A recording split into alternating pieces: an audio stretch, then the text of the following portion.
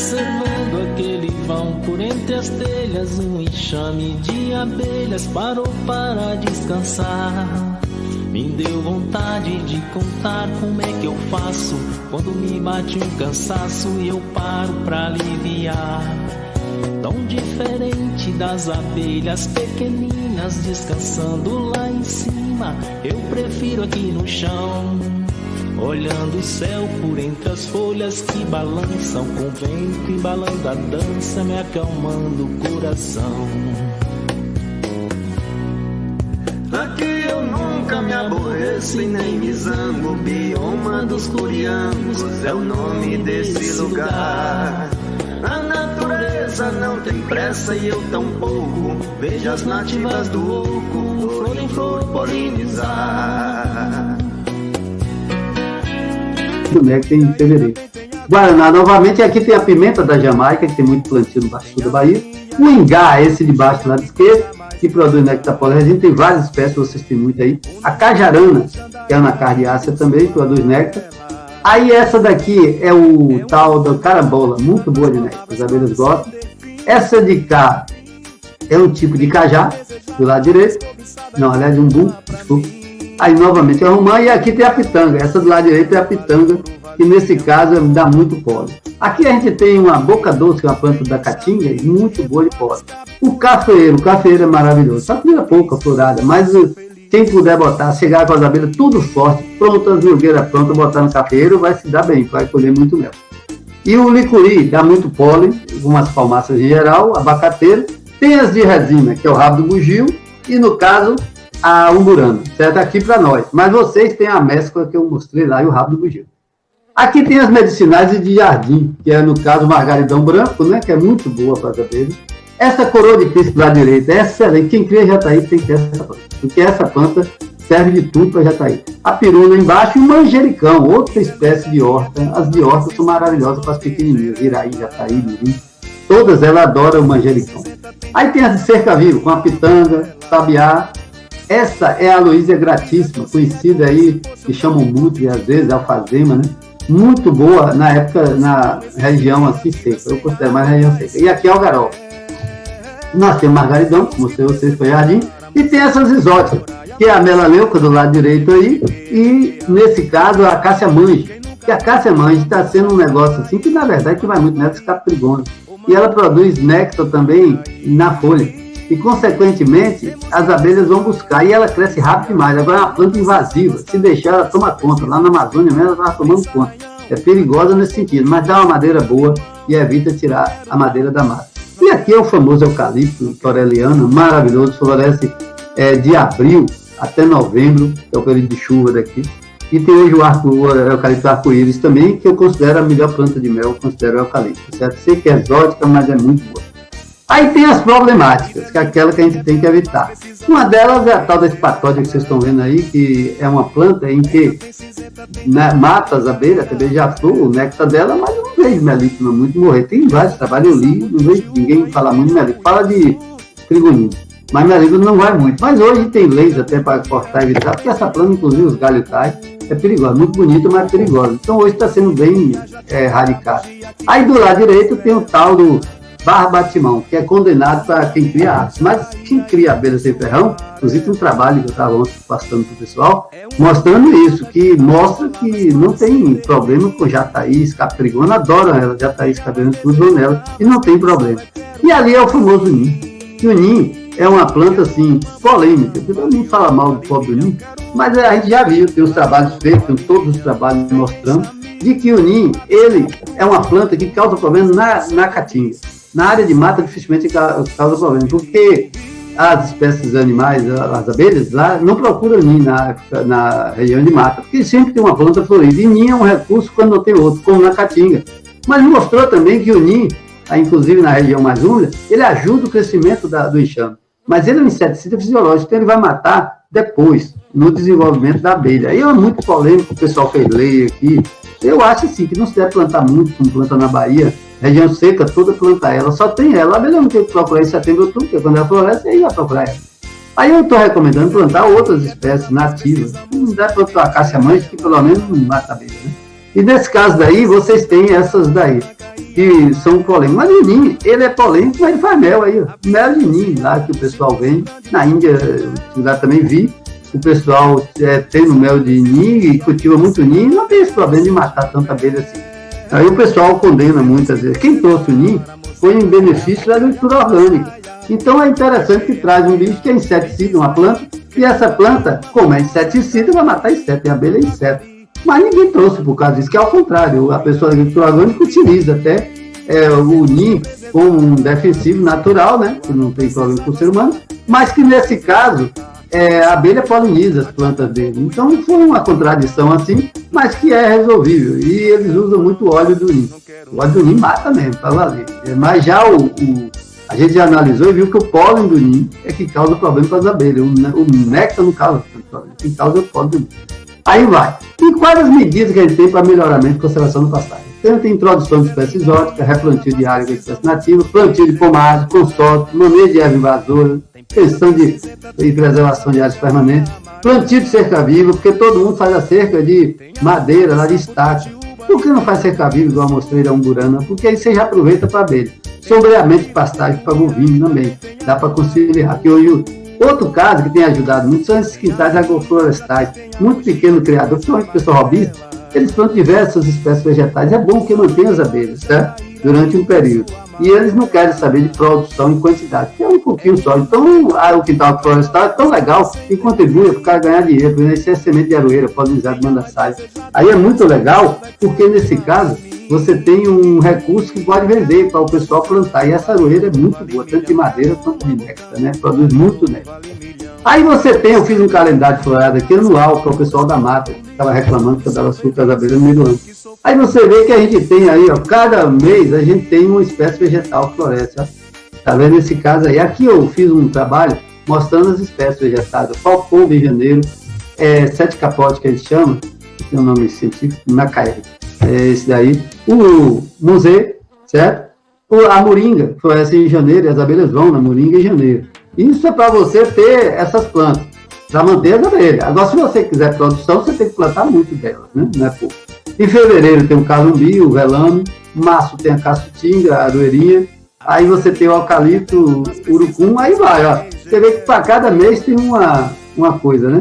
Aqui essa espécie aqui, ó, debaixo do meio, a cena, uma crantera, ela é muito boa para o uruçu. Os urussus estão doidos nela ali agora, em agosto, e produz muito pólen. Já essa do lado aqui, cheia de frutinhas, as urussus tudo nela, na flor, a tal da abóbora do mato que eu falei, as urussus indóides. Esse de cima é o cipó uva, cipó de cururu. O de cima aqui é o melhor mel dessa época, é chamado cambotá, certo? Essa daqui chama, a abóbora do mato chama caiapone, que é serjânia, e a outra é cupane. E ali tem um galçu, uma planta maravilhosa, dá um mel, 16% de umidade de ápice, e é amarelo da cor dessa florzinha dela. E o de baixo é um açapeixe. Você vê que para cada mês, essa aqui do meio, de setembro, embaixo do nome de setembro, é a Mutri, a Luísia virgata, né? Famosa, dá muito néctar, as abelhas indóides atrás dela. Tem o cipoúva, o cajueiro bravo, que vocês têm aí do lado esquerdo, a pau-paraíba, que vocês têm aqui no último aqui, também existe aí, certo? O açapeixe, aí tem vários. Esse aqui, ó, bonitão, primeiro aqui, é o pau-brasil, excelente, todas as abelhas lá, os urus, as melíferas indóides atrás desse pau-brasil. Aí você tem aqui, ó, aquela que faz o pneu, que é a seringueira, certo? E aqui tem a astrapéia do lado direito, que ajuda as abelhas aí também, certo? Aí você tem diversas espécies, pronto. E aí eu coloquei também por espécies de algumas abelhas, né? Aí já está aí, na coroa de Cristo, que é essa de cima aí, do lado direito, ela busca néctar, pólen e resina. Já na mangueira, ela busca néctar e pólen. Na pitanga, néctar, ou desculpe, pólen, tá errado aí, tá escrito errado, né? E quebra-pedra, néctar e pólen. E um buzeiro, néctar e pólen. Então você vê, ó, aí para o uruçu, repare que tem também as espécies vegetais, o que ela busca. E aqui para a mandaçaia, né? Esse trabalho. Aqui na melífera capixaba, eu peguei aquele material que estava no mel dela e botei, ó. Você vê quais espécies boas para a melífera capixaba. Espécie vegetal, eucalipto, fornece pólen, néctar e resina, tibuquino, tudo no mel, viu? Isso aí foi tirado do trabalho do rapaz lá, professor Lúcio, que está no trabalho. E vocês veem que tem espécie, ó, tibuquina, que é uma melastomatácea, produz pólen ou néctar, depende da espécie. Paulinha, que é uma serjânia, produz néctar, certo? Senamacantera, aquela amarelinha que eu mostrei, é o pólen. Ciagros é o licurite, vocês viram, e aquela é uma arecácea que produz pólen, como a piaçava também. A jurubeba é aquela da primeira foto, que é pólen. E a combretácea aqui, eu tenho o nome, esqueci o nome dela, que é uma planta que dá néctar e pólen. E as famílias vai encontrar são essas aí da melípula capixaba. Então, quem cria melípula na capixaba tem que ler o mel dela. Quando lê o mel, vai saber o que ela buscou. Quando buscou, vai plantar isso. Então, você tem o produto que você quer. E eu queria lembrar isso aí, que para a gente ter um ambiente sustentável, tem que ter equilíbrio na utilização desses recursos naturais, como falei aquele dia. E eu sempre prezo por uma relação chamada custo-benefício. Que é a relação que a coisa tem que ser boa para a natureza, essa foto de cima, para as abelhas aqui, e no caso, para o meliponicultor, esse é o sonho de João Dourado, da Mandaçaia, e para o consumidor que se delicia com 40 tipos de mel aí, e exatamente, ele tem que ser uma coisa ligada em todos os segmentos para que todos saiam ganhando, e não apenas um lado ganhe. Porque se um lado só ganhar, não vai dar certo isso, vai ter algum problema, certo? E eu queria lembrar outra coisa, que a gente está fazendo custo de implantação disso. Você pergunta, já quanto custa implantar a hectare disso? A gente tem aqui as planilhas, né, de cada espécie e mostrando quanto pode se produzir. E aí o custo de implantação e manutenção é o custo de sobrevivência da atividade de vocês. Agora, existe aqui uma campanha que todo mundo fala que é sem abelha, sem alimento. Aí a gente está fazendo assim, sem pastagem, sem abelha, sem grama, sem biodiversidade. Que é a nossa campanha. E por quê? Porque sem pastagem não tem nada. Aqui a outra é sem abelha, sem alimento. É relacionada às culturas, né, que o homem planta. Mas, na verdade, quem diz tudo é a planta. Então, era isso aí que eu tinha que falar. Queria agradecer a vocês. Certo? E pronto. Certo? Maravilhoso. Parabéns. Professor Rogério. Me deu um segundo só para botar a própria na garganta aqui, que eu falei. Professor Rogério, o pai se perguntou aí, mas acabou ele saindo, o professor sair, né? Ele perguntou como é que ele poderia identificar numa planta. Eu espero que tenha, pelo menos, alcançado o que vocês achavam assim, seria, né? Então, espero que tenha atingido que vocês tenham pleiteado, né? Com certeza foi bastante instrutiva, né? Além do fato de exigir muito do senhor, porque o bioma do senhor é parecido, mas não é igual ao nosso, né? Não, e ele teve que fazer pesquisa para poder nos presentear com essa apresentação, né? Então, agradeço antes de mais nada, porque pelo trabalho que o senhor tem preparado a palestra para nós, tá? Agora eu queria lembrar só uma coisa, é que vocês têm que se unir, rapaz, tem que ver aí a relação das instituições com vocês, criadores, já que vocês têm associação, e buscar identificando o pólen dentro do mel de vocês.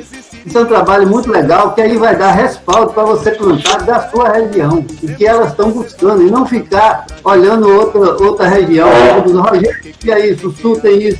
Não, procure no mel da espécie que vocês querem criar, o que ela está buscando, vocês plantarem aquilo. Eu faço trabalho com 5 espécies aqui agora. Há uma mirim, uma plebeia, uma escaptrigona, certo? 2 melíponas e uma a jataí, a tetragonista. A gente faz e mostra que cada época elas procuram uma coisa. Às vezes elas procuram uma coisa junto, mas a maioria das elas procura coisas separadas. E as urussus, as melíponas, vão muito em árvores e arbustos. E as outras vão na vegetação baixa. Então é interessante vocês saberem dentro do mel de vocês qual a espécie está contribuindo. E isso é feito numa parceria com vocês e os institutos e universidades. Com certeza nós vamos caminhar nesse sentido. A meliponicultura no sul está muito voltada ainda à multiplicação dos enxames, né? A busca de espécies mais produtivas, né? E nós estamos exatamente buscando inverter um pouco isso, ou pelo menos ampliar um pouco mais na busca de utilizar os produtos e subprodutos da vida. E o mel é um deles, né? Por isso que a gente tentou buscar essa palestra com o senhor para diversificar um pouco mais a produção aqui do nosso estado. Né? Deixa eu só fazer uma perguntinha, que o rapaz perguntou e precisou sair. Ele perguntou o seguinte: existe uma fórmula, ou pelo menos um jeito legal de se identificar se na planta ela é para néctar ou para pólen? Como é que uma planta a gente pode verificar essa situação? É o Gabriel. Você viu, eu mostrei isso aí nas fotos.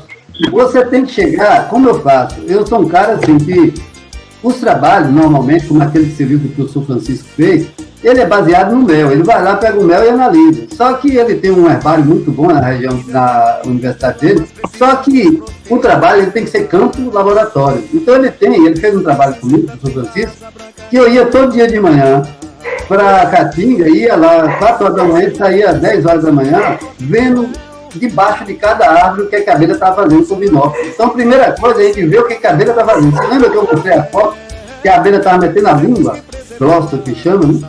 E nesse caso metendo a língua e outra na pata. Então você vai saber a partir dali o que a abelha está buscando.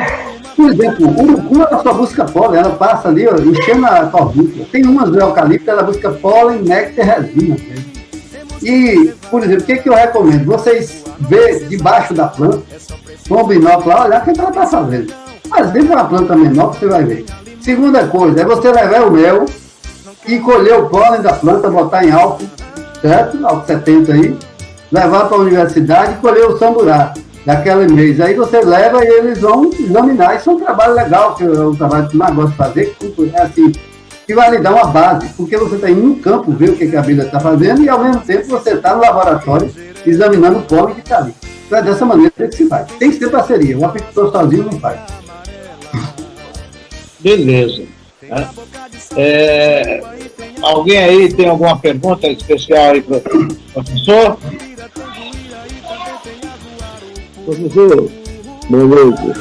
Você deve entender que o eucalipto, arco-íris, ele, na sua preferência, no seu estudo, ele é o melhor do que o toreliano, o que é que produz mais, o que produz menos? O que você me diz aí a respeito? Então, não existe essa questão de mais e de menos. Existe eucalipto, uma planta boa. Eu abri o flor, todo mundo vai. Existem algumas espécies que carregam mais flores. O toreliana tem muita flor. O eucalipto arco-íris está na moda, né, porque é bonitinho, mas ele em si, ele tem uns cachos mais passados. Eu não vi esse negócio tudo nele. Aí o pessoal que floresce desde cedo. Sim, ele é mais precoce do que o outro. Só que a florada dele é poucas flores. Então o cara quer ver a abelha aí em uma, 2 flores, tem que ver, não. Quer ver muita flor. Então ele só vai mostrar o potencial quando ele tiver uns 4 anos por aí. É a verdade. Já a toreliana mostra mais cedo. E o toreliana floresce na mesma época dele, às vezes. Agora, ele não floresce o ano inteiro. Porque ele está dizendo, a única planta que floresce o ano inteiro é planta de plástico. Você pega uma planta de plástico, está lá, ela fica todo ano inteiro florida. Mas planta natural não vai florir dessa maneira. Então, não existe eucalipto melhor do que outro. Existe a situação de quando ele floresce, certo? E existe também a questão de alguns que a florada é mais tempo. Mas, por exemplo, o eucalipto vermelho, Piticocarpa, ele é muito lindo, tem umas flores enormes, mas aí a abelha não vai muito. E ele produz néctar. Então, cada caso um caso. E também eu faço, a região, viu? Porque eu tenho um livro ali do Stalpa, que por sinal deve ser capixaba, e esse Stalpa é o cara que vai entender o eucalipto no Brasil, e ele tem um livro lindo dele lá, tem todas as espécies de eucalipto do Brasil, mostrando onde dá certo, onde não dá, etc. É porque eu não esqueci de botar aqui o material dele. Mas é muito bom o livro e vocês têm indicação de todas as regiões do Brasil e que espécie você pode botar. É o melhor livro que tem. Esse cara é de aí, eu acho que é seu parente de capixaba. Entendeu? É dessa maneira. Mas não existe. O eucalipto é bom de qualquer maneira. Eu considero o eucalipto a melhor planta de nós. Mais alguma coisa, gente? Mais alguma perguntinha aí, professor? Eu podia botar isso tudo no papel, hein? Pode falar? Rapaz, pode. Na realidade, professor, é mais na questão de produção do mel. Algumas dúvidas. Uma é a questão, quando que a gente interpreta que o néctar se tornou mel? É só o pote fechado e que já virou mel? E a outra, quem dá alimentação artificial, o manejo para a produção de mel, eu preciso de realmente limpar todos os potes onde supostamente poderia existir a alimentação artificial e deixar na época de produção, Ou eu posso simplesmente cessar a alimentação artificial por um período antes? Tem algum manejo específico para isso? Rapaz, eu vou me responder assim, isso é uma outra aula, né? Que a coisa funciona assim. Não, eu queria explicar, eu falei de plano. Aí tem todos os meninos que eu tenho todo um mecanismo que a gente faz, que é o que eu estou fazendo agora, mas vou lhe explicar rapidamente. Primeiro, o mel, ele, néctar, né, passou pelo intestino da abelha, inclusive eu estava essa semana discutindo com o Márcio do Pobre sobre a questão, dizem que mel é vômito de abelha. E, na verdade, não é vômito de abelha, mas o vômito faz parte do mel, ou seja, um processo que existe é o vômito, mas não é como quando ela joga o mel lá, já não é o vômito, é outro produto, que ela vai passando para outro, já não é vômito. Então a gente pegou a raiz da palavra fazendo, e aí chega o quê? Ela pega aquilo dali e joga dentro do pote. Quando ela joga dentro do pote, coloca as leveduras lá, aí todo mundo diz assim, ó, tem que esperar amadurecer. O que é amadurecer? É maturar. Aí tem méis que, a depender da composição, ele demora mais do que o outro. Eu, por exemplo, já tive mel de pau-brasil, que a gente tirou, junto de um outro, aí tem até a foto ali, cores diferentes. E um já estava com, por exemplo, 35% de umidade e o outro estava com 27%. E aí o de 27% para o do sul estava maduro, né? Estava fechado, o pote fechado. Só que eu lembro uma coisa, hoje a gente está fazendo a legislação que a gente fez na Bahia, por exemplo, foi para ver a portaria da DAB, ela foi para vender mel refrigerado, desumidificado e pasteurizado. Mas agora a gente está querendo botar o maturado, porque todo mundo só toma mel maturado. E o mel maturado é que é o mel considerado da abelha de ferrão. E para maturar, a gente pega o mel e vai botando para fermentar. Então, se ele tem maior teor de água, vai fermentar até mais rápido e mais. Se ele tem menos teor, vai fermentar. Mas normalmente, cada espécie tem o seu teor de água. Por exemplo, a uruçu, a média é 27. Escatriguna, a média é 32. Então, a partir desses dados que a gente vê o seguinte, fechou o pote, já está pronto. Porque o mel de abelha de ferrão, ele tem água. E quando você tira no calor aí da praia de vocês, com certeza vai fermentar. 2 horas depois vai fermentar. E agora o estudo que a gente está fazendo é esse. Pegando mel durante um ano com os verlotes, vamos analisando cada mês, para saber o que ele forma. A gente já descobriu que ele forma, tem a fermentação acética e a fermentação alcoólica. Mas no final, o álcool é reduzido a ácido e aí é até bom que preserva o mel. Você vê como é tanta coisa para falar, né? E nesse caso, isso é a resposta do mel. Agora vamos à resposta da produção. O que eu faço? Se lembra do mapa de pluviometria que eu mostrei? Aquele mapa vai te dizer a época sua que a florada começa, que você vai se sabe. Eu sei que aquele cambotá que eu mostrei começa a dar flor agora em agosto. No caso, a abóbora do mato. O que eu fiz? Eu começo a dar. Lembre que uma abelha sem ferrão, ela leva 42 dias para sair do casulo, não é? Do ovo até ela virar adulta. 42 dias. E ela vai levar mais 21 dias dentro de casa. Fazendo o quê? Se preparando para voar. Mais 21 dias fora, pode dizer. Tá certo? Consequentemente, você tem uma faixa de 60 dias. Esses 60 dias, se a minha florada começa em 15 de agosto, quer dizer, a gente diz 15, dando um exemplo, pode começar antes depois. Aí, 15 de agosto, o que eu faço? 15 de junho eu começo a alimentar com pólen e açúcar e água. Aí eu tomo o alimento. Quando ela vai constituindo população, que tem casos de açúcar e água à vontade, ela vai construindo os potes, as estruturas.